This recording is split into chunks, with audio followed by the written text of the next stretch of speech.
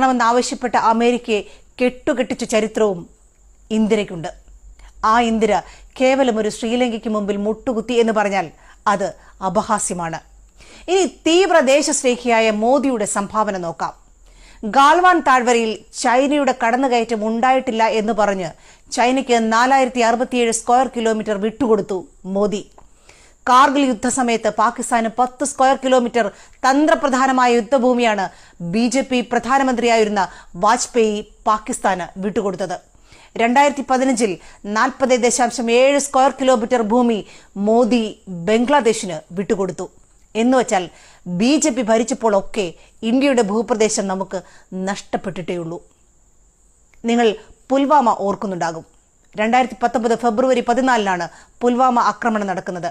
2019 ഏപ്രിലാണ് തെരഞ്ഞെടുപ്പ് നടക്കുന്നത്. ആ തെരഞ്ഞെടുപ്പിൽ മോദിയുടെ ദേശീയതാവാദം